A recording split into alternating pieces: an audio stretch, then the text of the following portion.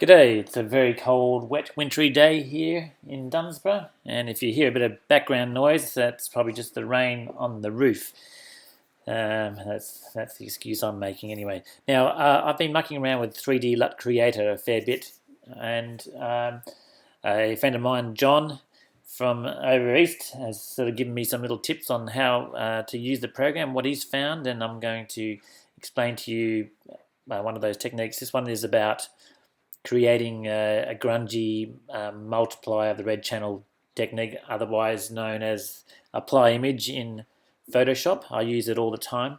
So what we're going to do is we're going to use 3D LUT Creator to create the same look, but the beauty of doing this is that we can create it as an adjustment layer as opposed to a flattened layer which has more memory use. The file size gets bigger as you do that. So this is a good way of doing it. It's really cool. It also allows you to blend it and make other adjustments.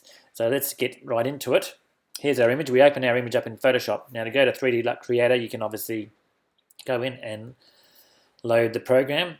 I've already done that. And to get this image, here's the image here. If obviously when you start up, you have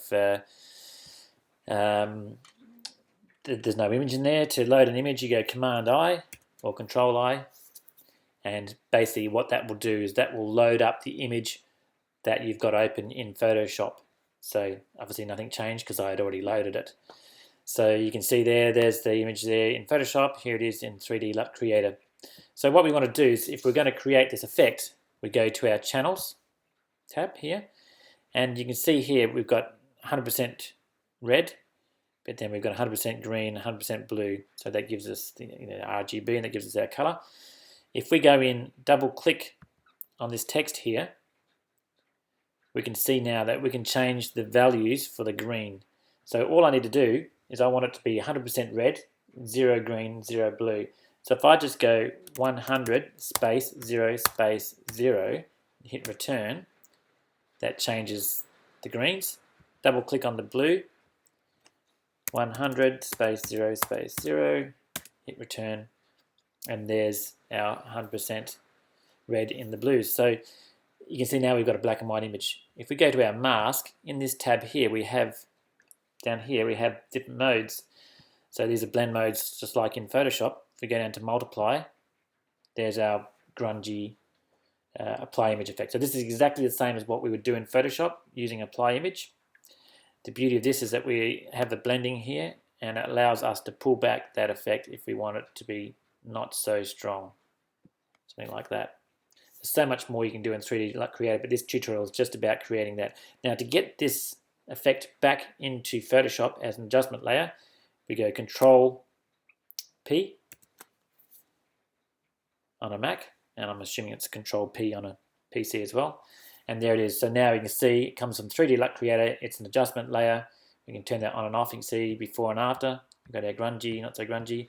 Of course, adjustment layer. It's got a layer mask, so we can brush with a black brush and open up some of those shadows if we want to. So that's how you do it. Now, if I was just to do it in Photoshop, so you can see here, if I go back and show you the file size, you can see it's 146.3 megabytes, and it hasn't changed. Now, if I go back and do this the way I would normally do it, I'd go in Photoshop, I would go Command J to duplicate the photograph. Straight away, you can see, look, our file size doubled. We go up to Image, Apply Image. We're going to select the red channel, and we're going to multiply the red channel.